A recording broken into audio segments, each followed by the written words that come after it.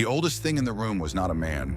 It was a wooden training dummy with a red cloth tied around its waist, standing near the back wall of the association hall.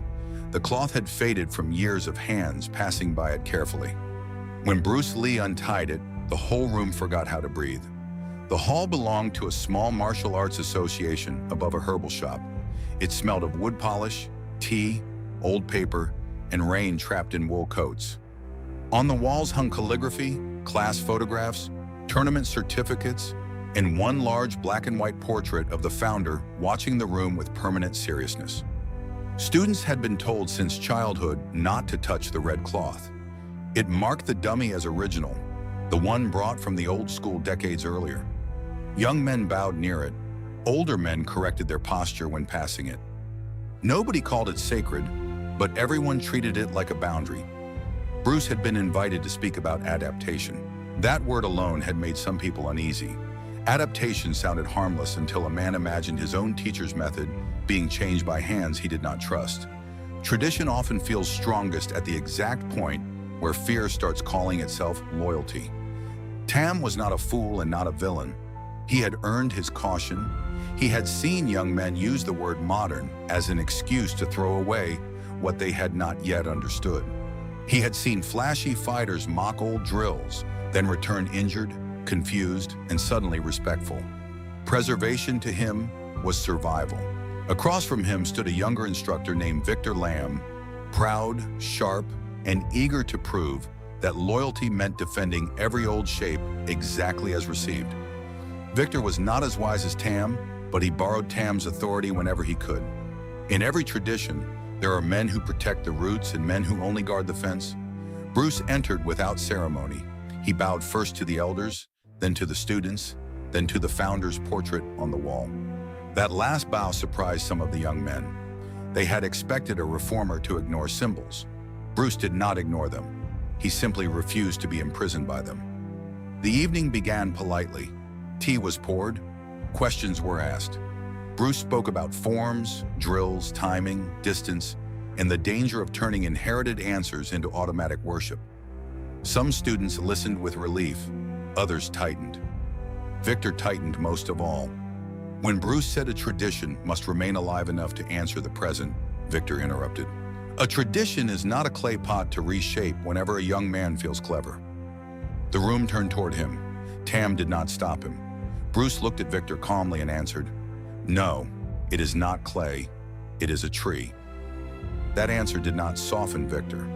"Trees have root," he said. Bruce nodded. "And branches." The students looked between the two men. The exchange was simple, but it carried the whole argument.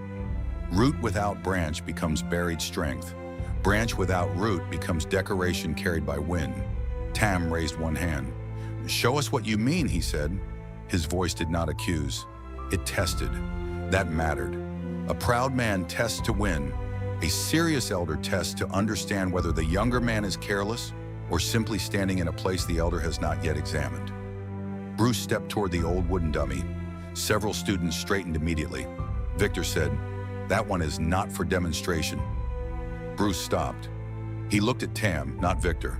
Tam's face showed concern, but also curiosity. "Why not?" Bruce asked. Victor answered before Tam could. "Because it is original." Bruce looked at the red cloth tied around the dummy's waist. "Original means it should not teach?" Victor's jaw hardened. The question was not disrespectful, but it removed the comfortable protection around the object. Tam finally spoke. "It teaches by reminding us." Bruce bowed his head slightly. "Then let it remind us honestly." He stepped closer and touched the red cloth with 2 fingers. The room became so quiet that the herbal shop below could be heard sliding a drawer shut. Bruce did not yank the cloth. He did not perform rebellion. He untied the knot slowly, respectfully, the way a man might remove a cover from a family instrument. That difference mattered. Disrespect grabs, responsibility handles. Still, to some eyes, the result looked the same. The boundary was gone. Victor stepped forward. "You have no right." Bruce held the cloth in both hands and turned toward Tam. "If Master Tam says stop, I stop." The room looked at the elder. Tam stared at the dummy, then at Bruce's hands. After a long moment, he said, "Continue." Victor looked wounded, as if permission had betrayed him. But Tam's permission was not surrender, it was courage. He was allowing the symbol to be tested without abandoning what it meant. That is harder for an elder than young men understand. Bruce folded the cloth and placed it on the tea table, not on the floor. That one gesture changed several faces in the room. He had removed the boundary, but not insulted it. He had separated respect from paralysis. The lesson had begun before any technique appeared. He stood before the dummy and performed the traditional sequence as the hall knew it. Clean structure, correct distance, no mockery, no shortcuts. Tam watched the hands. Victor watched for disrespect. The students watched for permission to feel what they had not dared say. The old movement still had life. When Bruce finished, he bowed to the dummy. Then he moved a chair close to its side, narrowing the angle. "Now," he said, "the room changes." He repeated part of the sequence. The traditional line jammed against the chair. The shape remained correct, but the question had changed. Victor said, "A chair is not an opponent." Bruce nodded. "Neither is a perfect classroom." That sentence landed cleanly. The students understood immediately. Many had practiced beautiful answers in beautiful space, then felt them disappear when crowded by walls, bags, benches, bodies, fear, or bad footing. Bruce moved the chair again, this time closer to his lead side. He adjusted the entry, kept the principle, and changed the shape. "This is not betrayal," he said. "This is the principle remaining loyal when the shape can no longer serve it." Tam's eyes narrowed, not in anger but in recognition. He had taught principles for years, but he had also protected shapes because shapes helped beginners remain faithful. Bruce was showing the danger of stopping there. The elder understood the tension more deeply than Victor did. Victor stepped in. "You make students think they can change anything." Bruce answered, "No. I make them responsible for knowing what they are changing." The difference was heavy. Freedom without responsibility is laziness. Preservation without responsibility is fear. Bruce asked one of Tam's senior students, Mei Lin, to demonstrate the original sequence. She was focused, respectful, and precise. Her hands knew the old rhythm. She moved with care, not vanity. Bruce watched with approval. Victor relaxed slightly because the old way looked beautiful again. Then Bruce placed the chair where her foot needed to land. Mei Lin stopped before moving. That pause was important. She did not force the form to pretend the chair was not there. She looked at Bruce. He asked, "What is the principle?" She answered, "Occupy the line without chasing the arm." Bruce nodded. "Then keep that." She adjusted her foot, shortened the motion, and completed the entry from a different angle. It was not as pretty. It was more alive. Tam saw it and leaned forward. Victor said, "But that is not how we do it." Mei Lin lowered her eyes, uncertain. Bruce did not answer quickly. He let the phrase sit in the room. "That is not how we do it." Many traditions survive on that sentence.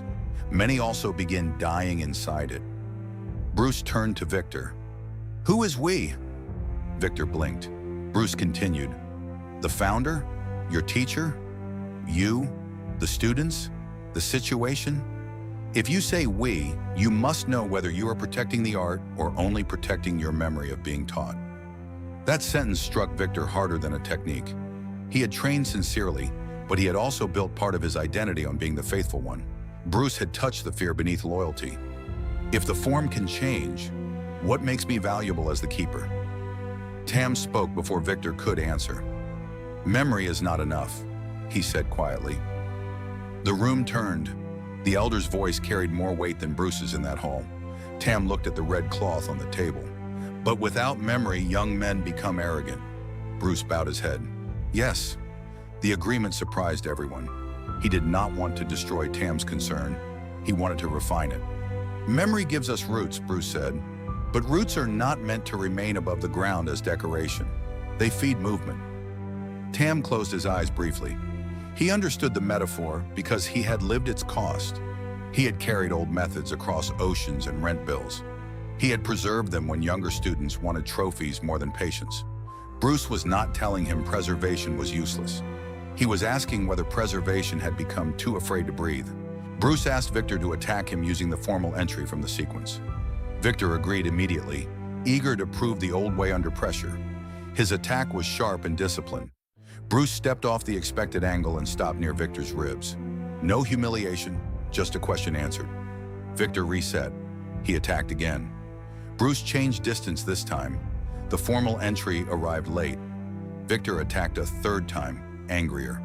Bruce caught the line, guided him past, and let him recover his balance. That mercy irritated Victor more than a throw would have. "You are avoiding the form," Victor said. Bruce answered, "No, I am avoiding your expectation that I must serve the form so the form can look successful." The older men felt the seriousness of that. A method tested only where it already wins has not truly been tested. Tam asked Bruce to show the old entry and the adapted entry side by side. Bruce did. First, the inherited shape, then the changed condition, then the adapted expression. He named what remained: center, timing, economy, angle, readiness. He named what changed: foot length, hand path, body height. The room began to see the difference between principle and costume. Costume can be preserved perfectly while the principle dies. Principle can survive in a changed costume if the man changing it understands the cost. This was the adult lesson behind the technical one. Bruce told the students, "Do not change what you do not understand, but do not worship what you understand so poorly that you fear testing it." Several students wrote that down. Tam did not write. He watched the red cloth as if it were speaking. Victor's face remained hard, but the hardness was less certain. He was not ready to yield. Men rarely release a guard the first time truth touches it. Bruce did not press him with insults. He invited him into work. "You teach the original," Bruce said. "I will add pressure." Victor looked at Tam. Tam nodded. For the next 20 minutes, Victor taught the sequence exactly as he had learned it. Bruce did not interrupt. That restraint mattered. He gave tradition its full voice before asking it to answer conditions. Disrespect rushes to replace. Respect lets the thing speak. After the sequence was taught, Bruce introduced changes one at a time. Narrow space, late attack, taller opponent, shorter opponent, wall behind, tired legs, uneven floor. Each condition asked the same question differently. What remains when the shape is stressed? Some students collapsed into improvisation too early. Bruce stopped them. "That is not adaptation," he said. "That is escape." Others clung to the original shape until it failed. Victor corrected them. For the first time, Bruce and Victor were protecting the same middle from opposite errors. Tam noticed that and almost smiled. The young reformer and the young traditionalist were both useful when properly placed. Bruce guarded against dead repetition. Victor guarded against careless invention. The hall needed both, but neither could be allowed to rule alone. Mei Lin became the best example. She preserved the principle, changed only what the condition demanded, and returned to the original when the condition disappeared. Bruce pointed to her. There, she did not abandon tradition. She carried it through weather. That phrase stayed in the room, through weather. A tradition kept indoors forever may remain clean and become useless. A tradition carried through weather may get marked, adjusted, tested, and remain alive. Tam looked at the old dummy and imagined all the weather that had already touched it. Victor asked, "How do we stop students from changing out of laziness?" Bruce answered, "Make them explain what remains." Victor frowned. Bruce continued, "If they cannot name the principle, they are not adapting. They are decorating their ignorance." That answer gave Victor something to hold. It did not tell him to stop protecting standards. It gave him a sharper standard. A student could change only what he could justify through principle and pressure. That was stricter than blind repetition, not looser. Tam poured tea for Bruce, then for Victor, then for Mei Lin. The gesture marked a shift. Tea in that hall was never only tea. It meant the conversation had moved from debate to shared responsibility. Victor accepted his cup slowly. Bruce picked up the red cloth from the table. Everyone watched. He did not tie it back around the dummy. Instead, he asked Tam, "Where should this be?" Tam looked at the cloth for a long time. The question was not about storage. It was about meaning. Tam walked to the wall beneath the founder's portrait and placed a small wooden peg there. He hung the cloth beside the photograph, not around the dummy. The room understood before he explained. The cloth would still be honored, but it would no longer prevent the dummy from teaching. Victor looked shaken. Tam turned to him. "We preserved the cloth because we feared forgetting," he said. "Now we remember better." That line did what Bruce could not do in that hall. It gave the change an elder's blessing without making the elder smaller. Bruce bowed deeply to Tam, not a quick bow, a full one. The students saw it clearly. He had challenged the handling of tradition, but he bowed to the man who carried it. That visual mattered. Breaking tradition without disrespect requires visible respect after the break, not only clever arguments before it. Victor watched the bow, and something in his face loosened. He had expected Bruce to take victory. Bruce gave honor instead. A man who wants to destroy tradition does not bow like that. A man who wants tradition alive might. Tam asked Victor to demonstrate the old sequence again. Victor did. Then Tam moved the chair himself. The room gasped softly. Victor hesitated, then adapted the entry using the principle Bruce and Tam had named. It was rough but honest. Bruce said nothing. That silence was generous. If he praised too quickly, Victor might feel owned by the correction. If he corrected too quickly, Victor might retreat. Silence let Victor feel the work as his own. Maylene nodded at Victor. That mattered too. Peer respect can heal what public correction bruises. Victor reset and tried again. Better. Not perfect. Alive. Tam watched with wet eyes he would have denied if anyone mentioned them. The hall had changed, but nothing had been thrown away. The portrait remained. The tea remained.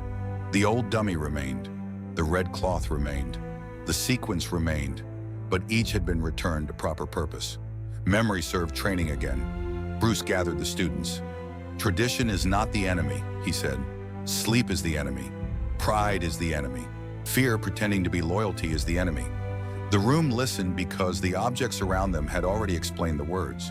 He continued, if you break a tradition because you are impatient, you lose something. If you keep a tradition because you are afraid, you also lose something. The question is whether you understand what the tradition is protecting, Tam added, and whether you are still protecting it. That addition mattered. Bruce looked at him and nodded. The elder had sharpened the lesson. Tradition is not preserved by freezing it. It is preserved by continuing to protect the life inside it. The students bowed to the founder's portrait at the end of class. This time the bow felt different.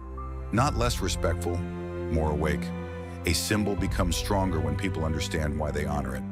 Blind reverence can look deep while becoming very thin. After the students left, Victor remained near the dummy. Bruce approached but did not speak first. Victor said, I thought you wanted to remove us. Bruce answered, no. I wanted to see whether you were still there. Victor did not understand immediately. Bruce touched the dummy lightly. If the form cannot answer anything, it becomes a museum. If the student cannot explain the principle, he becomes a tourist inside his own art. Victor looked at the wooden arms. The words were hard but not insulting. Victor asked, and if I change too much? Bruce answered, then Tam will stop you. Victor almost smiled. And if Tam does not see it? Bruce looked at him. Then your own honesty must stop you. That answer gave Victor responsibility without removing authority. He could not hide behind the elder forever. He had to become the kind of protector who understood what he protected. That is a heavier role than guarding a red cloth. The next week, Tam changed the class structure. First, original sequence. Second, principle named aloud. Third, pressure condition. Fourth, return to original. The return mattered. It taught students that adaptation is not escape from roots. It is proof that roots still feed movement. Some older members complained. They said the hall was changing too quickly. Tam listened patiently and brought them to the dummy. He showed them the cloth on the wall, the old sequence, the pressure test, and the return. We did not remove the root, he said. We watered it. That sentence traveled through the association. Some repeated it proudly. Some mocked it quietly. That is normal. Living traditions always disturb someone. The question is whether the disturbance produces better practice or only better slogans. Maylin became an important bridge. Younger students trusted her because she could adapt. Older members trusted her because she bowed correctly, and knew the old sequence deeply. She proved that change did not require casualness. It required more care, not less. Victor slowly became a better teacher too. At first, he overcorrected adaptation, demanding too much explanation. Then he softened, not into weakness, but into precision. He learned to ask, "What remains?" instead of only saying, "That is not how we do it." That question changed the hall. What remains? If a student changed the foot, what principle remained? If a hand moved lower, what line remained? If space narrowed, what timing remained? The question forced both tradition and adaptation to become accountable. Bruce did not stay to supervise all of this. He did not need to. Real influence does not require constant ownership. He had created a test, shown respect, and left responsibility with the people who belong to the hall. That is important. A man who breaks tradition disrespectfully often wants the pieces to prove his power. Bruce did not need pieces. He wanted the hall to use its own tradition more honestly after he left. That is the difference between destruction and renewal. For adult viewers, the lesson reaches beyond martial arts. Families have traditions, workplaces have traditions, nations have traditions. Men have personal traditions they inherited from fathers, teachers, and pain. Some protect life, some protect fear. The hard work is telling which is which. Bruce's standard in this story is not rebellion, it is responsibility. Do not break what you do not understand. Do not keep what you are afraid to test. Bow to what built you, then ask whether it still builds the next man. That is masculine dignity in the serious sense. A strong man does not need to mock the old to become new. He does not need to freeze the old to prove loyalty. He can stand between inheritance and reality and make both answer honestly. Tam represents the elder's burden, preserve without suffocating. Victor represents the student's fear, loyalty becoming identity. Mei Lin represents the path, deep respect with living intelligence. Bruce represents the standard that forces the room to separate symbol from purpose. The red cloth becomes the central image. At first, it protects memory by restricting use. Then it becomes a question. Finally, it moves to the wall, still honored, no longer blocking the work. That visual tells the story without needing to shout. The dummy also changes meaning. It begins as an artifact, something approached carefully. It becomes a teacher again when touched, tested, crowded, and used. A tool that is too protected to teach has become more about fear than respect. Bruce Lee's greatness here is restraint. He does not ridicule the cloth. He does not insult the elder. He does not let Victor define respect as obedience to fear. He handles each piece carefully, then moves the room toward work. That is why the title works. Bruce Lee broke tradition without disrespecting it. He broke the frozen handling, not the root. He untied the cloth, not the memory. He changed the expression, not the principle. He challenged the fear, not the elder. This distinction matters because many men use tradition or change as masks. The traditionalist may hide fear behind loyalty. The rebel may hide laziness behind freedom. Bruce allowed neither mask to stay comfortable. If a student wanted to change too quickly, Bruce stopped him. If Victor wanted to freeze too tightly, Bruce questioned him. If Tam feared forgetting, Bruce honored the memory and tested the method. Every side had to become more honest. That balance gives the story adult weight. It avoids the cheap version where the old way is foolish and the new way is heroic. It also avoids the opposite lie where change is always disrespect. The truth is harder and more useful. Tradition must be understood deeply enough to move responsibly. Months later, the hall looked almost the same. That matters. The walls still held calligraphy. Students still bowed. Tea was still poured.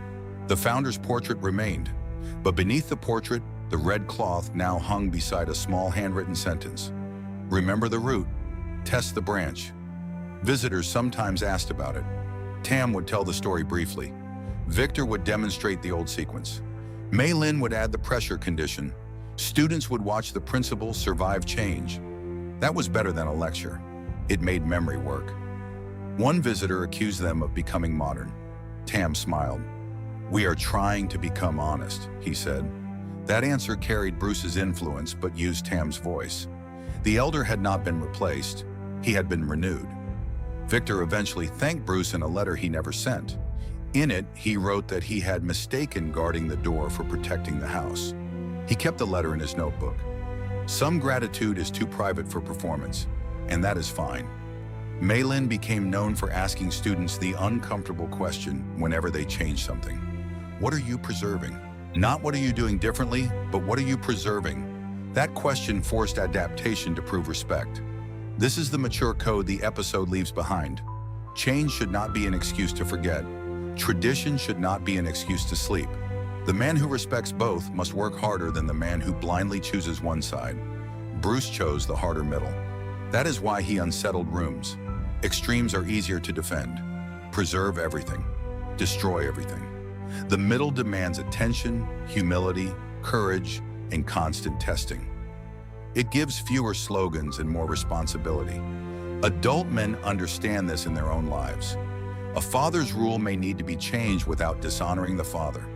A teacher's method may need testing without mocking the teacher.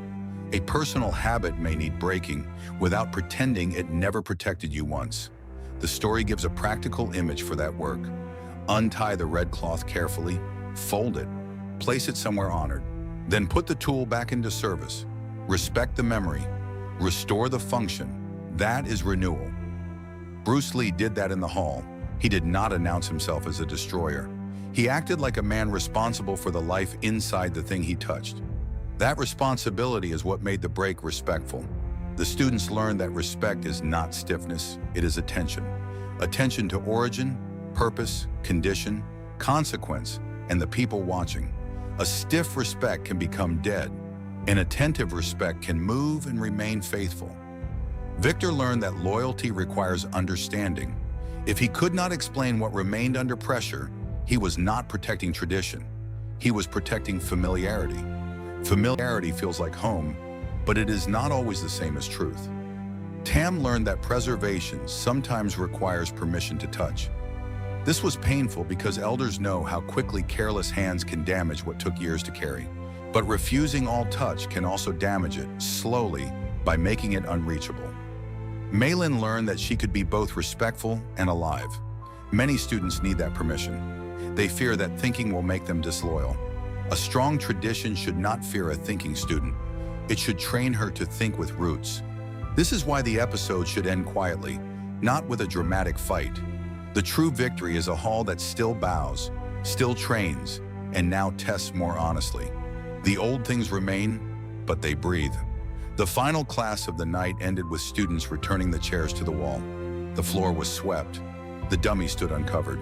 The red cloth hung beneath the founder's portrait, catching a little light from the window. It looked less like a warning now and more like a memory trusted enough to move. Tam locked the hall after everyone left. Before turning off the light, he touched the cloth once, then touched the dummy. Two gestures, memory and work, root and branch. The old elder smiled faintly and did not explain it to anyone.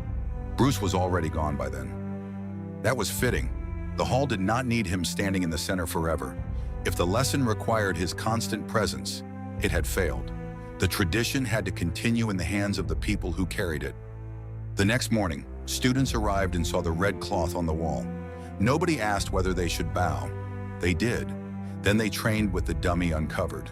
That was the proof that respect had not died. It had grown more useful. That is the grounded power of the story. No mysticism, no cheap rebellion, no elder humiliated, no youth crowned as genius. Just a difficult adjustment made carefully, with enough courage to test and enough humility to bow. Bruce Lee broke tradition without disrespecting it because he understood that tradition is not preserved by fear. It is preserved by men and women disciplined enough to know what can change, what must remain, and why.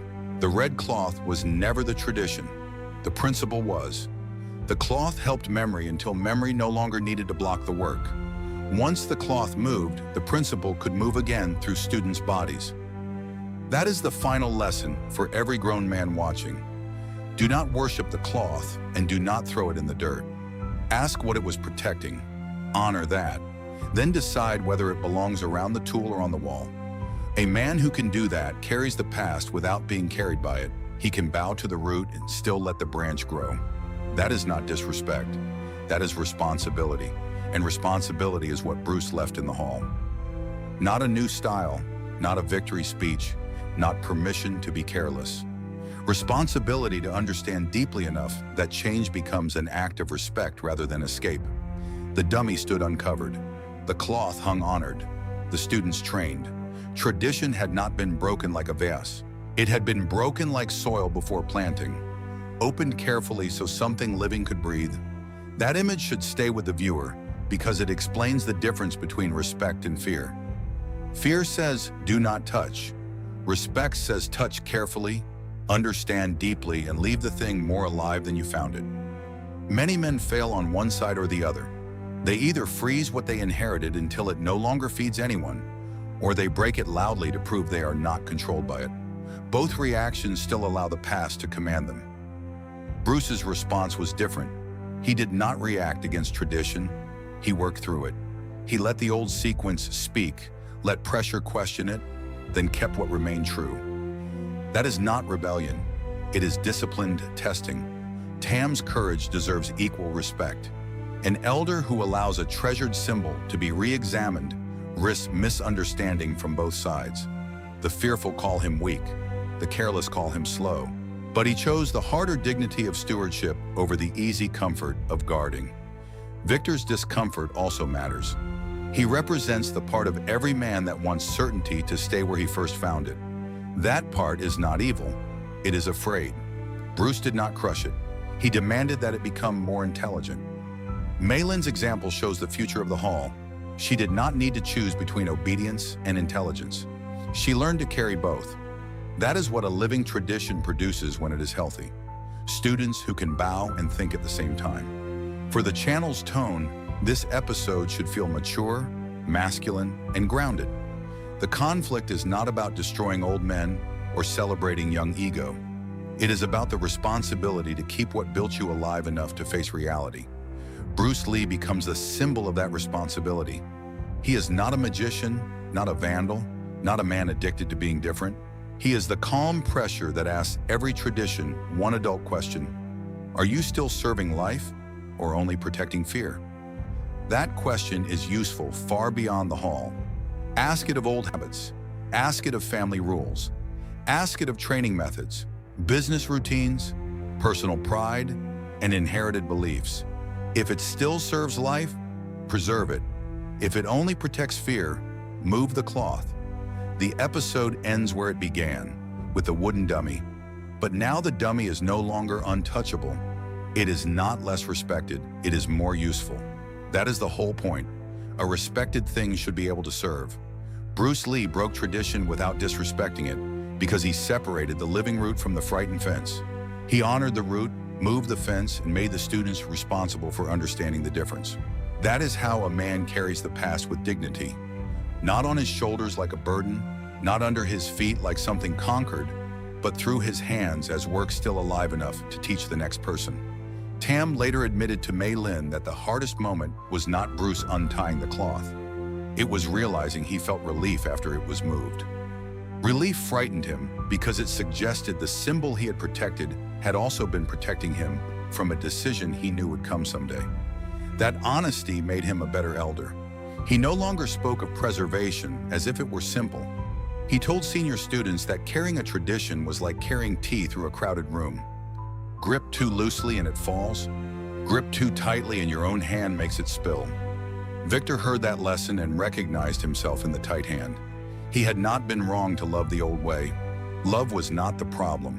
The problem was that his love had become anxious. An anxious love often starts controlling the thing it claims to protect. Bruce's visit gave Victor a new measure. When a student changed something, Victor no longer asked first whether it looked different. He asked whether the student could return to the root. If the answer was no, the change was escape. If the answer was yes, the change might be growth. This distinction became the hall's new discipline. Students had to learn the original sequence more carefully than before. That surprised outsiders. They thought adaptation would loosen standards. In Tam's hall, it tightened them. A student could not responsibly change what he had not truly received. That is the part of the story that keeps it from cheap rebellion. Bruce's lesson did not make basics optional. It made basics more serious. The old sequence was no longer a museum piece. It was the root every adapted branch had to prove it still belonged to. Malin became especially strict about this. When younger students tried to improvise too early, she sent them back to the original. When older students froze under new conditions, she moved the chair closer. They learned to fear neither the old shape nor the change room. Years later, the association's best students were not the flashiest. They were the ones who could explain what remained. Center remained, timing remained, respect remained, efficiency remained, the bow remained. What changed was the courage to let those principles travel. Visitors sometimes misunderstood. One said the hall had become less traditional. Tam invited him to watch the first hour. Nothing new happened. The old sequence, the bow, the T, the correction of foot and elbow. Then Tam invited him to watch the second hour, where the tradition had to answer pressure. By the end, the visitor understood that tradition had not been watered down. It had been given weather. Wind shows whether roots hold. Pressure shows whether form contains life. A tradition afraid of weather may already be weaker than its protectors admit. Bruce's name was not invoked every class. That was healthy. The lesson had become part of the hall rather than a foreign flag planted inside it. When an influence is mature, it disappears into better practice instead of demanding permanent attention. Still, the old students remembered the night clearly. The hand on the red cloth, the room holding its breath, Victor's anger, Tam's permission, Malin's adapted step, and Bruce's full bow. Each image carried a different part of the same truth. The hand on the cloth showed courage. The folded cloth showed respect. The chair beside the dummy showed reality. Malin's step showed intelligence. Tam's peg beneath the portrait showed renewal. Bruce's bow showed that breaking a frozen habit does not require breaking the people who kept it. That is a lesson many modern men need. Some are so eager to prove independence that they mock everything inherited. Others are so afraid of losing identity that they protect habits long after the purpose is gone. Both are reacting. Bruce was responding. Responding requires slower judgment. It asks what a thing was for before deciding what to do with it. It asks whether the old rule still protects life, skill, dignity, family, or truth. If it does, strengthen it. If it blocks them, move it carefully. Carefully is the key word.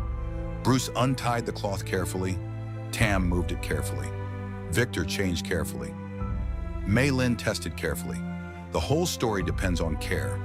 Without care, change becomes vandalism. With too much fear, care becomes paralysis. The middle path is not weak. It is harder than both extremes. It demands knowledge of the old, honest about the present, and courage toward the future. That is why Bruce's act had weight. He did not choose the easy side. He made both sides work. In the end, the hall kept training. That is the real proof. A tradition is alive when it produces practice after the argument ends. The dummy was used, the cloth was honored, students were corrected, and the floor continued receiving footsteps. No one needed to say the tradition survived. Survival was audible. Wood tapping, feet shifting, teacups placed down after class, Victor asking what remains, Malin moving through weather, Tam touching the cloth before locking the door. Bruce Lee had already moved on, but his challenge stayed behind in a useful form. It did not whisper, "Destroy the old." It asked, "Are you protecting the root or only the knot?" That question made the hall stronger every time someone dared to answer honestly. The final lesson is grounded and practical. Inherited things deserve respect, but respect must include responsibility. Do not freeze what was meant to teach. Do not discard what still feeds you. Move the cloth only after you understand why it was tied there. Bruce broke tradition without disrespecting it because he treated the past like a living teacher, not a dead object. He listened to it, tested it, bowed to it, and then asked it to keep teaching the next generation under real conditions.